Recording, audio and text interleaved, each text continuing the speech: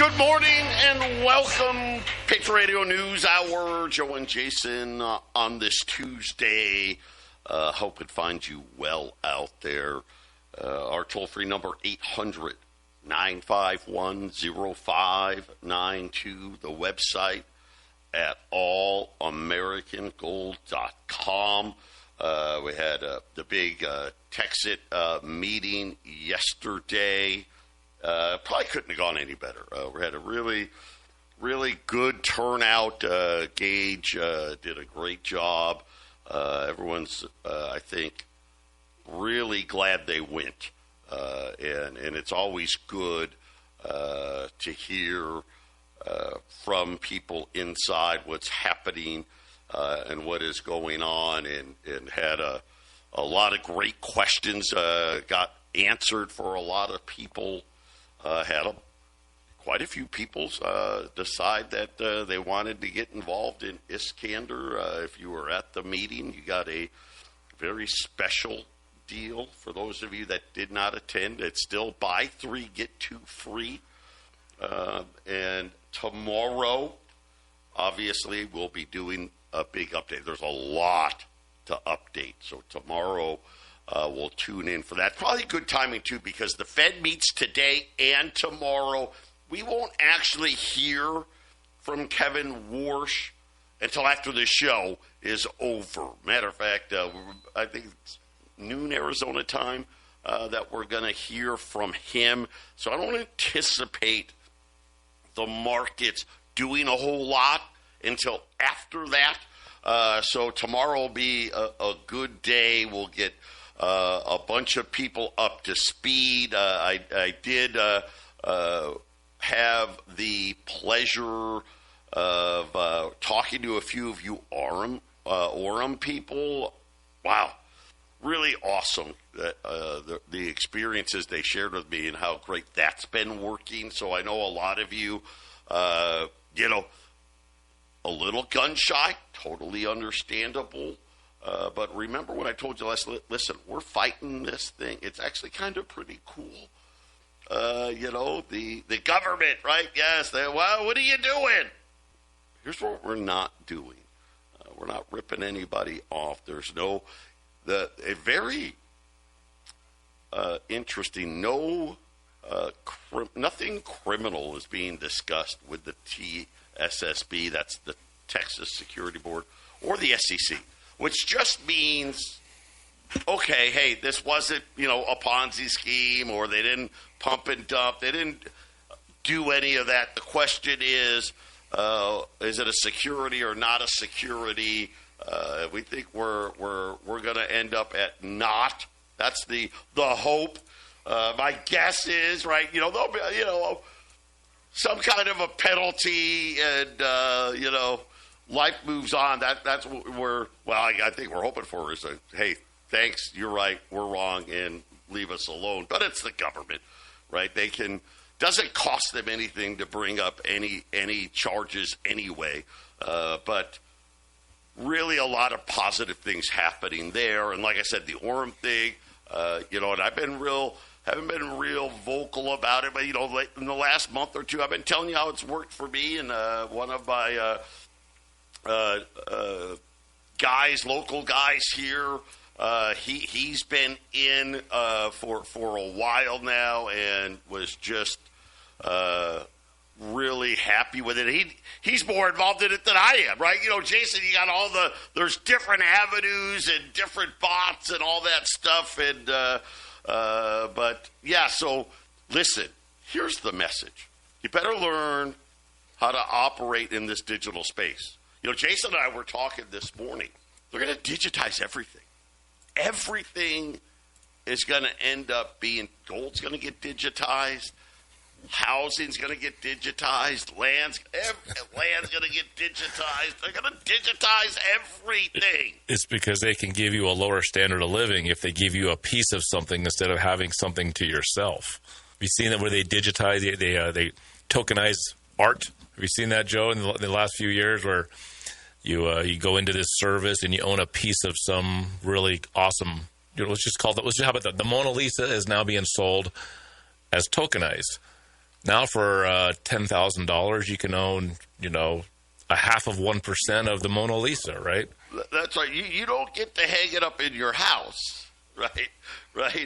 But on the digital blockchain, you can own 1/10 of 1% of probably just about anything in the future. So I really hope that you guys are taking the advice and at least working and getting into the space. I will tell everybody right now, I don't care, right? If you want to get into Iskander or not, I don't care. If you do, great, I'll help you. If you want to get into Orem, I'll help you, right? Jason and Mike, they'll help you. Right? Yeah, nobody else does stuff like that. They're not going to help you. They're not going to have meetings to help you. But I'm going to tell everybody right now, please. I know most of you, still not all of you, but most of you have at least set up a Coinbase or a Kraken or a Gemini account. Do yourself a favor. Don't do nothing. If nothing else, transfer $20, $25 a week. Let that position grow. Just in case you decide down the road, you know what? Hey, maybe I want to buy this or that. You're going to have the USDC or the USDT. 800-951-0592. So, and also, listen, remember, hey, if you want to buy gold or silver, you can buy it with USDC or USDT. Again, I think more than anything, for me, and Jason, I'm sure you're kind of in the same position. Start putting a few dollars into those exchanges. It will be something where it'll be so much easier if and when you decide, hey, I'm going to spend that.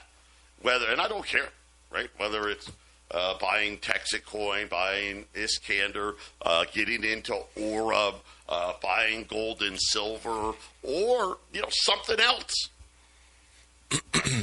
But getting comfortable, putting money into those exchanges and doing it regularly doesn't have to be a lot.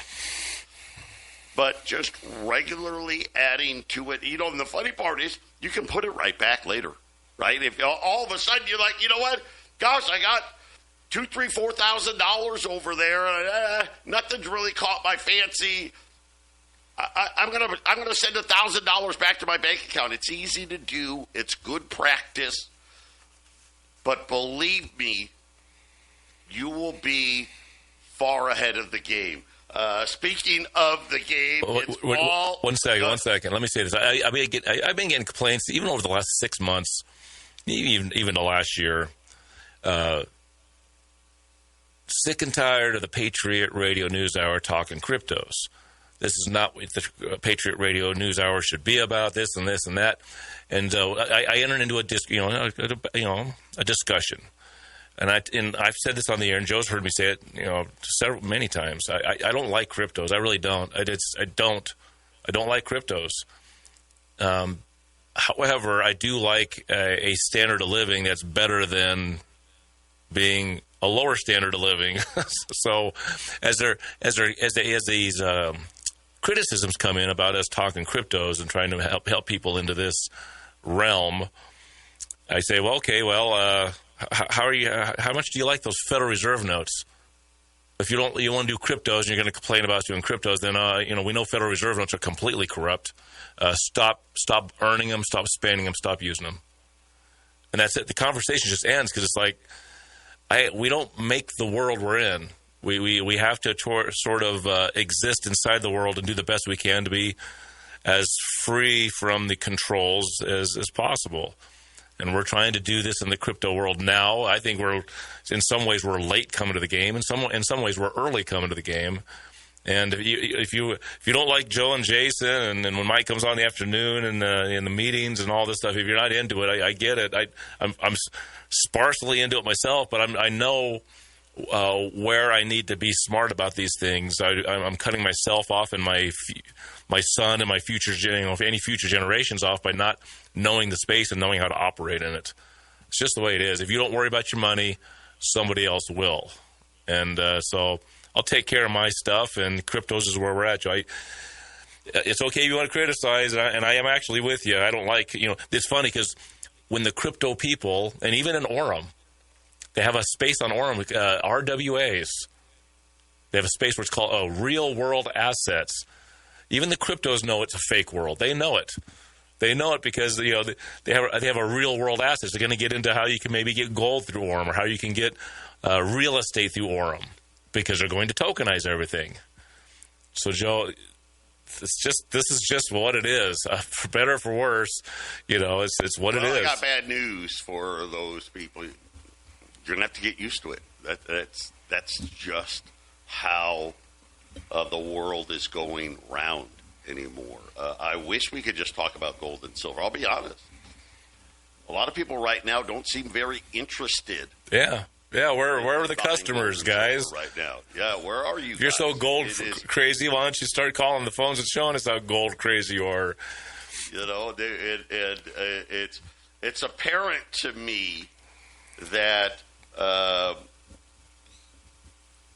this is where we need to be, and we will continue to be in this space. Probably, as long as I'm doing radio, we'll be talking. Let's be honest about the. It's not going to stop. It's only going to get bigger. Let's be honest about the agenda. We'll just go. It's right here on the air. The agenda. We get you into cryptos. You make a bunch of, Tether, stablecoin, whatever cryptos you're in. You sell those fake assets and you buy gold from us. Yep. If we're able to move stablecoin around, if we're able to move these crypto assets around, then we will be able to change out your crypto assets when available and put you into gold and silver. And listen, we got guys that are behind on Texacoin. We talk to them. They come to the meetings here on Wednesdays, and we told them, look, you can either sell it, you can hold on to your Texacoin. It doesn't matter, but if you want to earn back some of that money while Texacoin figures out what direction it's headed, don't sit there and wait.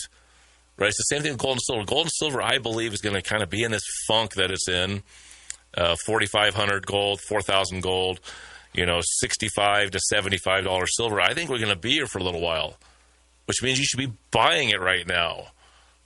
So the same thing with these other, your Texacoin, will it be great? I don't know. Is it going to completely suck? I don't know. I want it to do well. I have a good position in Texacoin. I can make good money if Texacoin succeeds. But I'm not going to sit around and wait for it. I'm not going to wait for Texacoin. I'm just not going to do it. This is why I've been pushing Orem so much, because this thing's earning you money right now. Right, Joe? I mean, if Texacoin, here, listen, if Texacoin blows up and starts going crazy, you know what we're going to be talking about, right? Get yourself some Texacoin. Well, listen, I'll just say this right now. I don't think you should sell your Texacoin. Wait. Right? Wait. But that doesn't mean not do other things, right? That doesn't mean that at all. So we have a couple guys that sold their Texacoin and put it in Orem. They went back this is back in February. They bought all their coins back because the prices stayed low. They took their Orem profits, and they've already bought all the coins back that they sold to get into Orem. So there are some people that still believe in both projects, and they're hedging their bet, Joe. Right? There's lots of ways to look at it.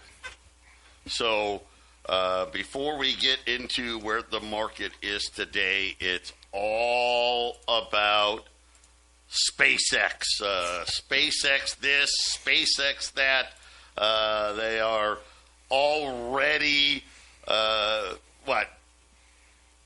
fourth or fifth largest company now in the world. And Did they pass Amazon today?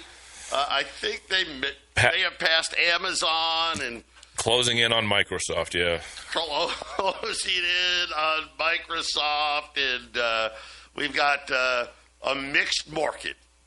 And again, Dow's up 380, S&P's down 14, Nasdaq's down 100, but pretty calm. Again, SpaceX kind of being the big thing there. The bond market 4.45. So just kind of waiting. The Fed is meeting today. We'll get the announcement tomorrow. We know there's not going to be a rate hike or a rate cut. Are we going to get the dots? What is Kevin Warsh going to say? And so I anticipate everything to be pretty calm. The gold's up $15, right? Kind of right where it was yesterday, right? 43 and a quarter. And again, I think gold's just waiting for, hey, what's Kevin Warsh going to say or do? We haven't seen him as the head of the Fed, so we'll wait for that. Silver hovering right around that $70 mark. We do have some very interesting things of note. First, the Bank of Japan raised rates to 1%. And I believe we're like, oh my gosh, can you imagine if the U.S. Treasury, the Fed funds rate was 1%? That is the highest level going back to 1995 for the Japanese yen. This is a significant, I guess, increase. And, of course, the Bank of Japan, they're trying to protect or save the yen. It hasn't worked. The yen lost some more ground today. I think on the impression of, okay, well, you shot your gun. Now what? Still above 160, but it's hanging out right near, like it's 160 and a half, right? I think the next move for the yen is even lower than this. Don't be surprised. I wouldn't be surprised to see the yen closer to 200. We do have crude oil down $3.50, 77 for NYMEX, 80 for Brent. Pretty impressive. Most of that, here's what's going to happen in oil. It's going to go down. They're going to sign the deal, and then I think we're going to see oil hang out in the $80 range. That's my guess.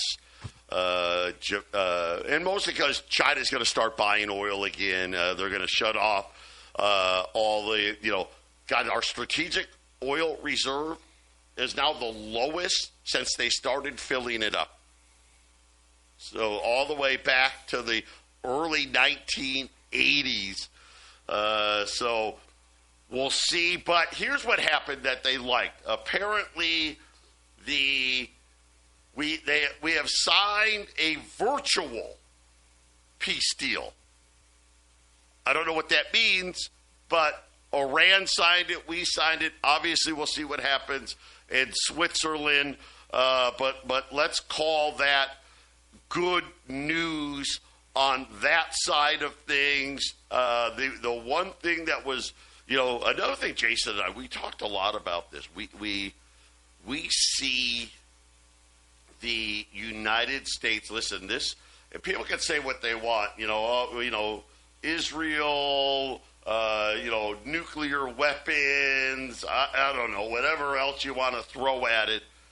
This had to do with dollars, and the United States needing to figure out a way to protect and keep as many countries engaged in buying dollars. And, of course, oil's the most important thing. Listen, we took back the Panama Canal, right? We kind of, forced Panama, hey, make China sell us the port there, the port of Gibraltar, right? We're trying to influence all of these areas around the globe to keep countries. This is, I don't want to say desperation, it's smart.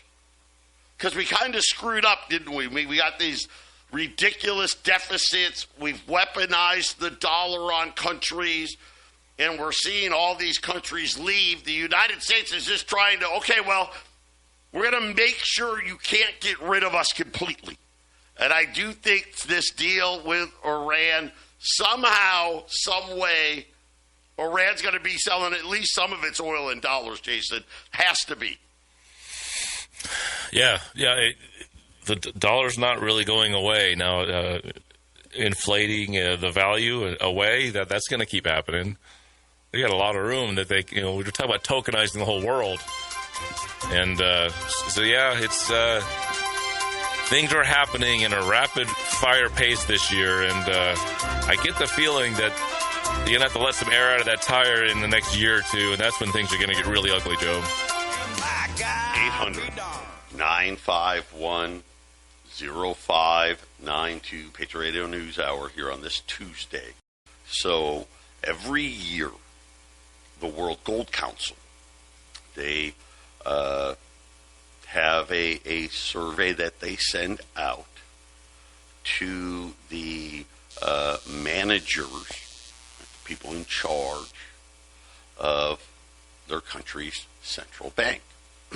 And they ask them all kinds of different things. The report came out yesterday, so this is for 2026. So think about this. This was being asked even while the war was going on, right? And we knew, right, hey, some countries were selling some gold, right, to help pay for oil and things. The survey said that 89% of the managers of the central banks expect global central bank gold holdings to increase over the next 12 months. And a record, by the way, this is the 1, 2, 3, 4 record in a row. A record expect their own central bank to increase their gold holdings. How many, you ask? 45% of the people involved said our central bank is going to buy gold. Almost half.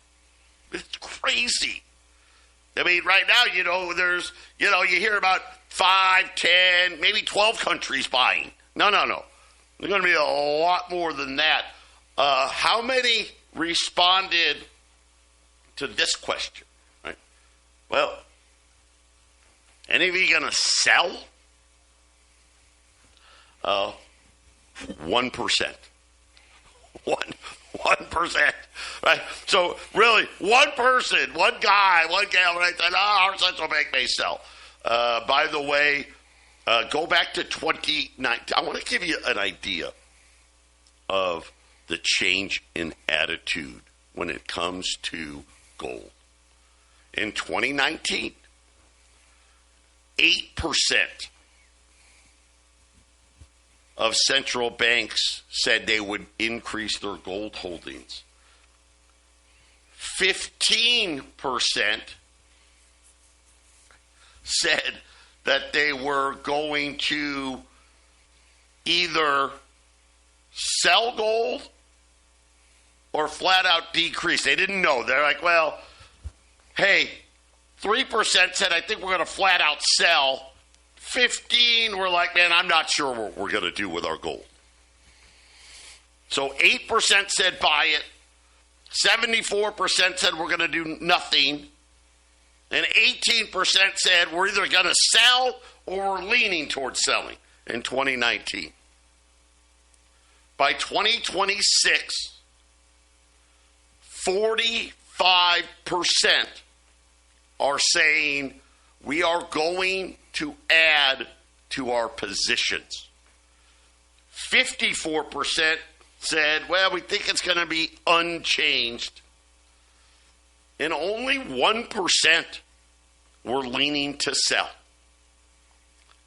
That is remarkable when you think about where the attitudes are when it comes to holding physical gold. Why? Why is this happening? And listen, if the chart went back farther, if this was a chart from, say, 2003, this is my guess. Maybe 1% was saying they may buy some gold. And my guess is 50, maybe 60% were either going to sell or lean towards selling. And then the rest would be like, it's probably going to be unchanged. And all that's happened is every central bank in the world is telling you that the fiat money system as we know it today is going to end. And it's going to end sooner than people imagine. And it's a race. How little do we have to hold? They've got to hold some, right? Hey, if you want to buy oil, buy in large, you got to hold dollars. And again, we're talking amounts that you don't put in bank accounts, right? They don't have a bank. I got a bank account, got $125 billion in it. No, they don't. They buy treasuries. They buy bonds. And it doesn't matter, U.S. bonds, European bonds, whatever, because they got to buy all kinds of stuff. We got to buy soybeans. We got to buy wheat. We got to buy corn, right? We got to buy hogs and cattle and all this stuff. And now central banks are trying to figure out how little can we get away with? And let's get down to that level, and then let's put all the rest of it into gold.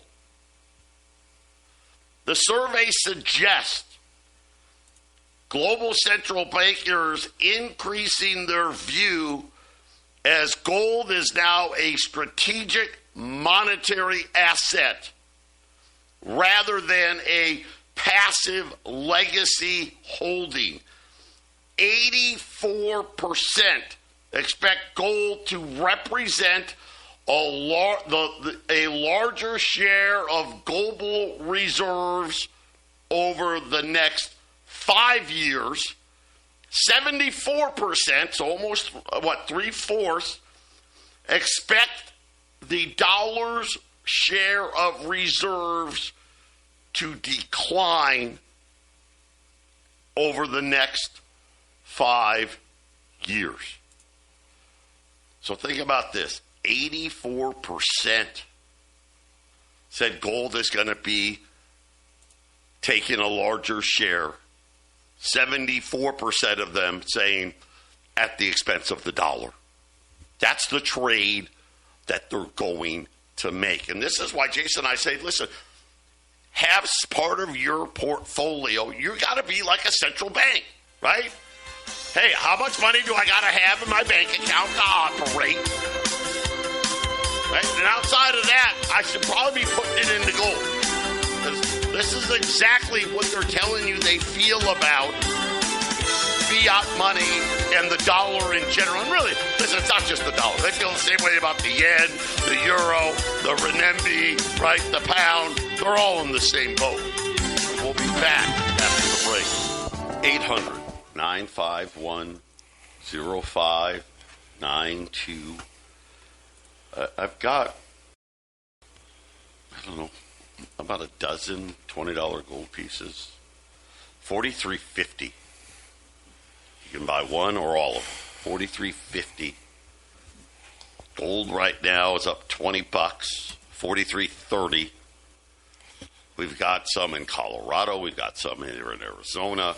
So $43.50, pretty much right near spot, right at spot. Listen, I think Kevin Wart's going to be a dove tomorrow. I think there's a good chance. We'll see. I don't know. It's not like he calls me, right? But that's just what I think. Especially now with the alleged war being over. Jump in here, buy some gold at spot, be your own central bank. And it's crazy. They keep talking in this survey about how new central banks keep showing up. Indonesia, Malaysia, Guatemala, El Salvador, all just started purchasing gold just in the last couple of months. And they're talking about how all of these countries continue to reach out. They're like, it's record amounts of central banks reaching out to the World Gold Council to say, hey, we want to start buying gold. And even here's what was, I think, a little more. Let me add, Jason. These countries are looking over at Venezuela and Iran and deciding, any kind of resistance we might want against this is probably done now. And that, Joe, that makes so much sense that they're reaching out now. I mean, look, you better get with the program, right? There's not an alternative. There really isn't. And what was interesting is 18% of what we would call advanced economies are now saying we're going to increase our gold holdings this year. So it is spreading. And the number one reason, I think this is, I don't know if they're being truthful per se, but I get it, right? The number one reason, diversification, is the key motivation. And why do I say maybe they're not being true? Because I really think what they're trying to say is, hey, we need to have gold as a protection against anybody weaponizing whatever fiat currency against us, right? So, why do you guys buy gold? Well, you're protecting yourself against Kevin Warsh tomorrow. Really, that's what you're doing. I'm protecting myself against my devaluing dollar. That's why I'm doing it. The survey went on and said a record 90% cited gold's performance during times of crisis as a major reason for holding the metal. Why is that important? Because when they did the survey, the price of gold was falling. The Iran war. And a lot of you guys, I get this, Jason, I'm sure you hear this a lot too. Why is gold falling? Right? Shouldn't be gold. And of course, we tell you about the dollar and all that, but really, too, think about this. You know how many countries? Take India as a great example. Turkey, another great example. Hey, we were able to not have to issue nearly as much debt because we had gold and we could get what we needed. That's what they're talking about. We can get what we need in a crisis with gold. 90% of them said it. 84%. Well, it's a store of value. It's a hedge against inflation. 83%. The best diversification benefit of anything that we can buy. Remember, gold's now a tier 1 asset. So this is the best of the best. It's like a treasury bill. I think it's better, but the most relevant factor continues to be the performance during crisis. If anything, gold has become more relevant than before. They don't say ever before because gold used to be the money. So, very interesting report that when they look at, by the way, the highest number of responses ever to this survey. So central banks, like I said, they don't have to do this. They had a record, Jason, a record number of central banks are letting the World Gold Council know, hey, this is our plan and this is what we're doing. And I encourage all of you, we say it a lot here, right? Be your own central bank. Be diversified here.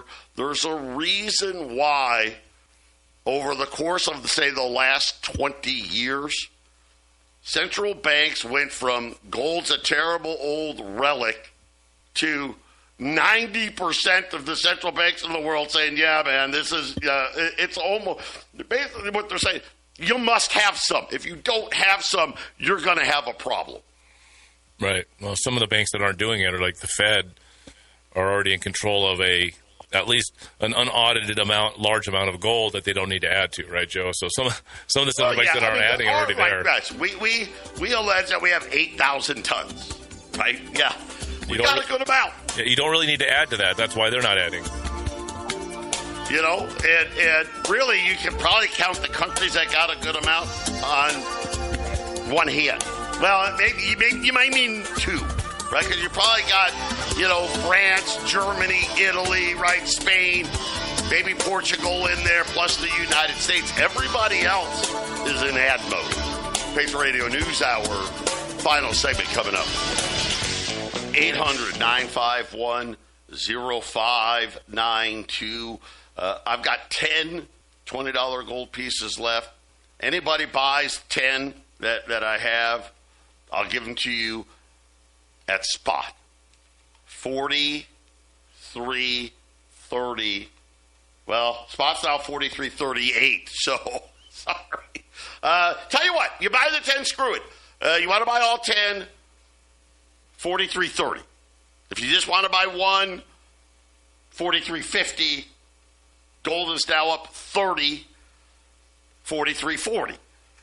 800-951-0592. Continue to be your own central bank and understand what we're witnessing. This is simple, right? It's the same reason why we talk a lot more crypto now. Because this is where it's going. Don't take my word for it. Don't take Jason's word for it, Mike's word for it. Right?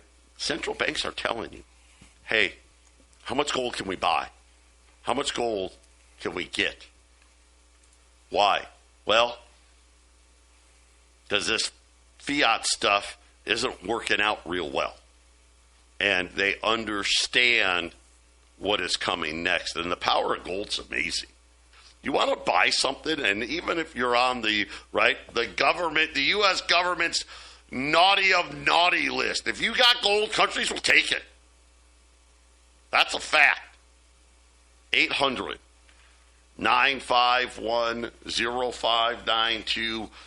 Don't forget, tomorrow, a big crypto update. Lots of things to talk about. They've been very, very busy.